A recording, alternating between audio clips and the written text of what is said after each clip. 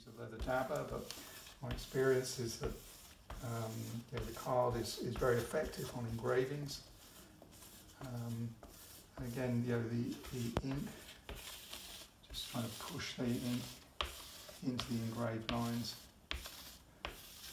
Taking some care with areas that I don't think were printing terribly well from the last time. Just making sure I'm sort of squishing the ink in a bit.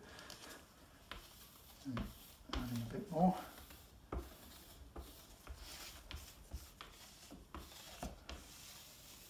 And I don't think I've spoken much about the ink. Is an ink that's been made especially for engravings, which is why I buy that particular one. Oh, this is the Charbonnel. Charbonnel F66, yeah. It's quite a stiff ink, and once you get it in the lines, it doesn't really come out of the lines. Again, starting off with the dirty one first, or the dirtiest one first. Nice circular motion. I think it must be a lifetime supply there, is it? Do you... Yes. How long does that get? I mean, no, kilo of ink? that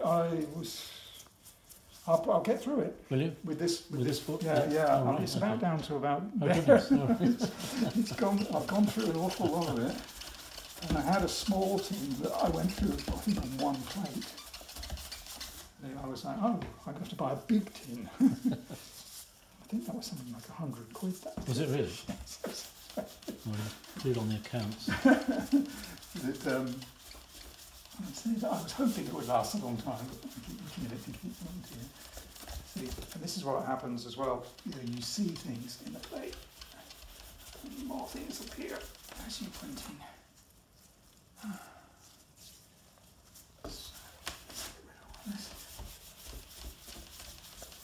And working my way across the plate.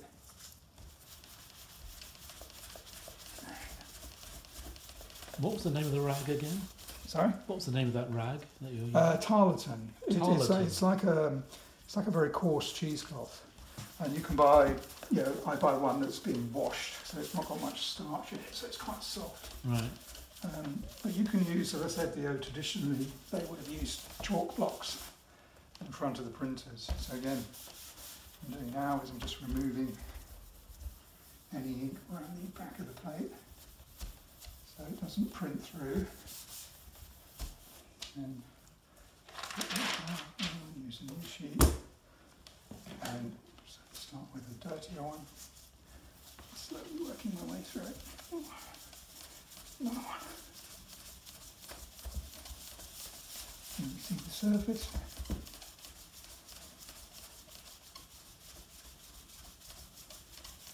Slowly working my way across it. Changing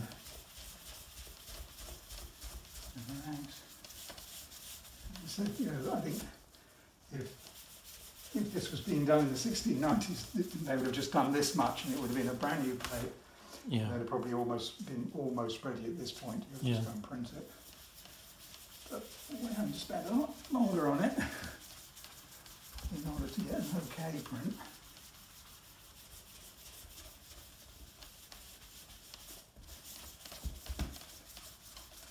So I'm just going to switch to the cleanest one.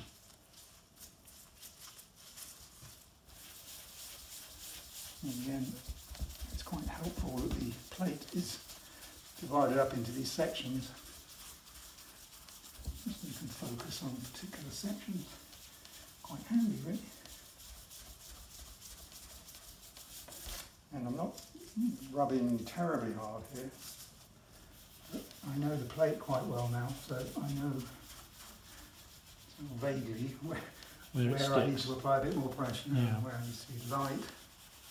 In order to get the plate tone off the plate, which if you printed it now, it would look pretty awful.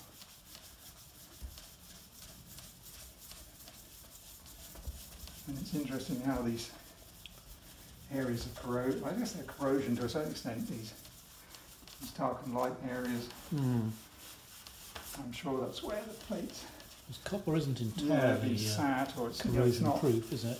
This is copper of the 1690s. It's not, Yeah, it's so, not going to be as pure as anything as the copper now. no. So now I go to a tissue. So this is just normal. It's a acid-free tissue, and just basically start working. I'm trying to avoid working across the engraved part of the plate, and just focus on what would be the white areas. I'm just trying to get rid of as much of that plate tone as I can, given the condition of the plate. Again, I'm using different parts of my fingers, different amounts of pressure, and also it's quite difficult to actually see the plate tone after a while, but it's there, and we can sort of see where it is. Just cut on that.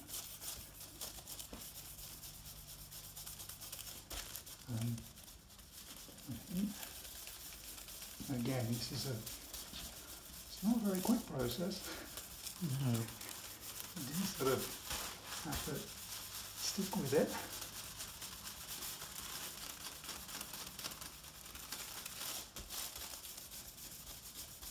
So I've done this bit once.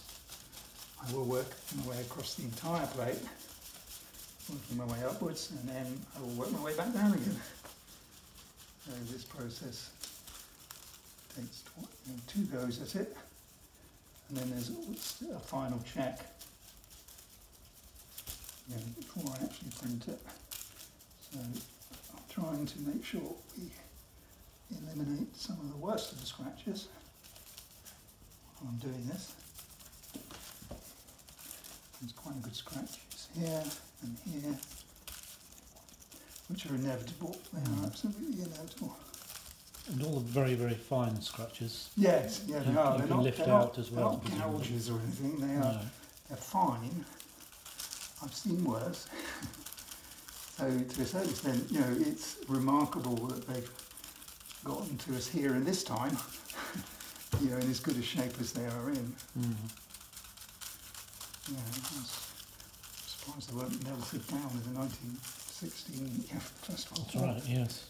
Turned into It's not ornaments. good. That's a absolutely unique thing to have all of these plants. There's a sort of hole in their history, isn't there? Yes. Between the last printing. No idea.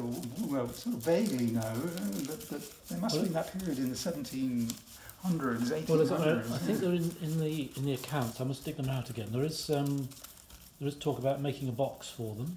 Ah, And that would be good. and Mrs. Morrison getting involved. Ah, And I guess at some point they disappeared into this box and went somewhere, and then at some point found their way into the lift shaft at amazing. was it in the Bodleian? I thought was it in Plant Sciences? Or was it in the Plant Science Museum? Oh, was it? I Okay, can't remember there was now. A lift somewhere yeah. anyway. Yeah. So how did that happen? And Yeah. when was that lift put in? Those are questions I think. Must have been Could the do a bit of 1900s, and maybe they thought, well, we need. Whoever was putting in the lift said, I need something heavy. Yeah. That'll do. I know. We've got a big box of old stuff out here. Yeah, I just need a big old box or something. So I've got all the way to the top. Now I've turned the tissue over. So I'm working with a clean piece of tissue. Now again, working my way back down the plate. Again, trying to avoid the engraved lines as much as I can. And also varying the pressure while applying with my fingers. Depends on where I am. So it is a killer on the fingers. Oh, look, you get used. End up with very strong hands, I think.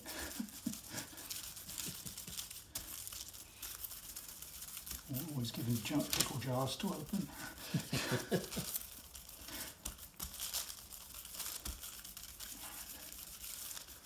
At the beginning, I'm looking at it at different angles, and I can sort of see where the tone is. Where it's not really tone. It's sort of where the plate surface isn't so good. Yeah. and it's catching the ink. So that's the best description for it.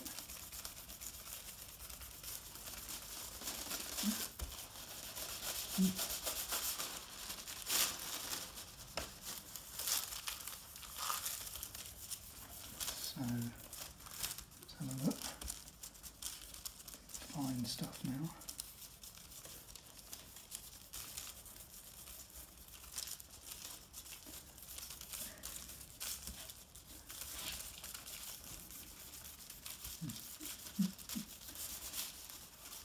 Just about. It's okay.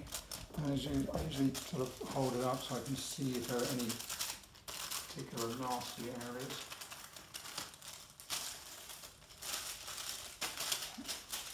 And then on the edge, the edge to be clean. That's as we're going to get. Then back to the press. I always print the same way on the press as well, so there's that consistency. So in this one, it's always the top of the plate is always going this way. Then I just check the position of the plate, just to make sure we're roughly in the right position. This plate is a bit wobbly, so I have to be quite careful with when printing. Looks like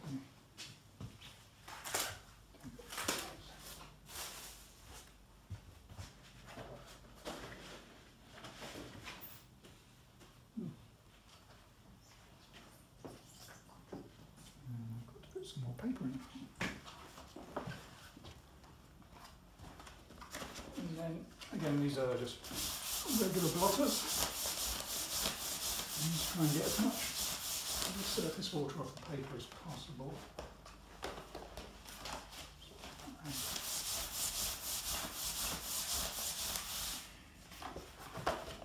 Can I just feel how wet that is when you've done Yeah, it? yeah. It's quite damp. Oh, crikey, yes it is, yeah. Yeah. Yeah. Yeah. It's reasonably damp.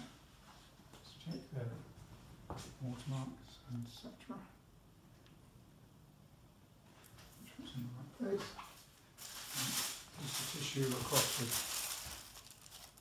back of the plate to protect the print, but also to try and make sure we don't get too much water going onto the blankets. Make sure they're straight. I'm going to probably come around this side. That's it. I have to go to 6. No, right, yes. That's it. So this is it's got quite a reasonable amount of pressure. It's not really tight. It's not terribly tight. It's tight enough. Mm. So there we go.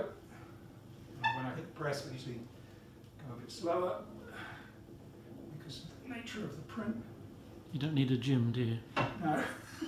I can sort of feel it in my back and shoulders. It's just No, don't.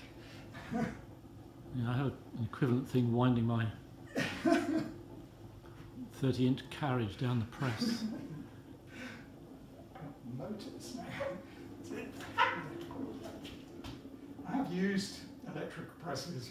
We just press the button and it can't be right, can it? No, I like to feel the print going through the press, because you get a much better feeling for it.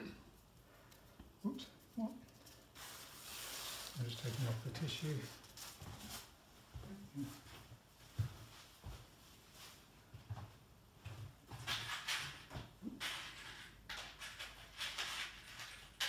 And here we go. See what we like. Yeah. There we are. It was a bit better than the last one. So it's so variable because it's It's gorgeous, isn't it? that's not a bad one. Yeah. Then